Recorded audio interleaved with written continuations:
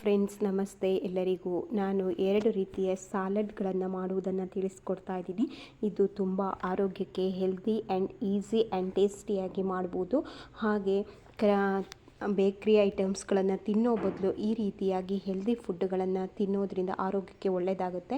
ಇದಕ್ಕೆ ನಾನು ಮೊಳಕೆ ಕಟ್ಟಿದ ಹೆಸರು ಕಾಳುಗಳನ್ನು ಬಳಸಿದ್ದೀನಿ. ಮೊದಲಿಗೆ ಹೆಸರು ಕಾಳನ್ನು ಹಾಕಿದ್ದೀನಿ. ನೆಕ್ಸ್ಟ್ ಕುಕ್ಕುಂಬರ್ ಇತ್ತು, ಅದನ್ನು ಕೂಡ ಬಳಸಿದ್ದೀನಿ. ಹಾಗೆ ಈರುಳ್ಳಿ, ಕೊತ್ತಂಬರಿ ಸೊಪ್ಪು ಮತ್ತು ಕಾಯಿ, ಸ್ವಲ್ಪ ಕೊಬ್ಬರಿ ತುರಿಯನ್ನು ಹಾಕಿ ಇನ್ನೊಂದು ಸ್ವಲ್ಪ ಈರುಳ್ಳಿಯನ್ನು ಹಾಕಿದ್ದೀನಿ. ಜೊತೆಗೆ ಇದಕ್ಕೆ ಒಂದು ಸ್ವಲ್ಪ ಉಪ್ಪು ಮತ್ತು ಹಾಗೆ ಪೆಪ್ಪರ್ ಪೌಡ್ರನ್ನು ಕೂಡ ಇದನ್ನು ಬಳಸಿದರೆ ನಾವು ಈಸಿಯಾದ ಟೇಸ್ಟಿಯಾದ ಒಂದು ಸಾಲಡ್ ರೆಡಿ ಆಗುತ್ತೆ.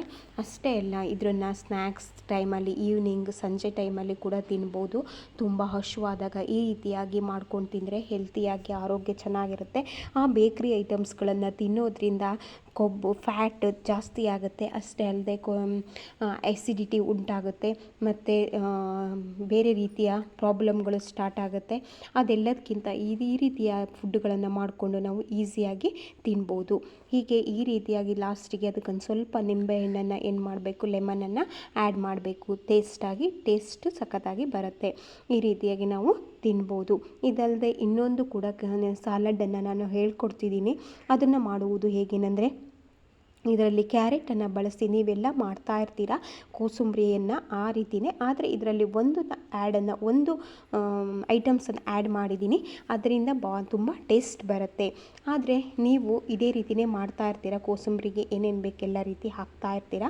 ಹಾಗೆ ನಾನು ಕೂಡ ಕ್ಯಾರೆಟ್, ಈರುಳ್ಳಿ, ಕೊತ್ತಂಬರಿ ಸೊಪ್ಪು, ಹಸಿಮೆಣಸು ಮತ್ತು ಸ್ವಲ್ಪ ಕಾಯಿ ತುರಿಯನ್ನು ಹಾಕಿದ್ದೀನಿ.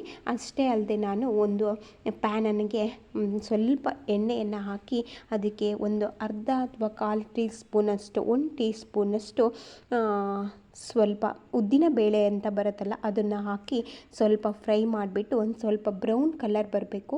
ಆ ಬ್ರೌನ್ ಕಲರ್ ಬರೋ ತನಕ ಚೆನ್ನಾಗಿ ಹುರಿಯಬೇಕು.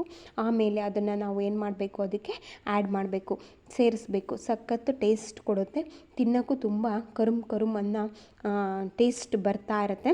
ಅಷ್ಟೇ ಅಲ್ಲದೆ ಇದಕ್ಕೆ ಶೇಂಗಾ ಬೇಕಾದರೂ ಕೂಡ ನಾವು ಈ ರೀತಿಯಾಗಿ ಫ್ರೈ ಮಾಡಿಕೊಂಡು ಆ್ಯಡ್ ಮಾಡ್ಕೋಬೋದು. ಅದು ಕೂಡ ಸಖತ್ತು ಟೇಸ್ಟನ್ನು ಕೊಡ್ತಾ ಇರುತ್ತೆ. ಹಾಗೆ ಇದಕ್ಕೂ ಕೂಡ ಒಂದು ಸ್ವಲ್ಪ ಸಾಲ್ಟನ್ನು ಬಳಸ್ತಿದ್ದೀನಿ, ಉಪ್ಪನ್ನು ಬಳಸಿ. ನೆಕ್ಸ್ಟ್ ಇದಕ್ಕೆ ಪೆಪ್ಪರ್ ಪೌಡ್ರನ್ನು ಆ್ಯಡ್ ಮಾಡ್ತೀನಿ.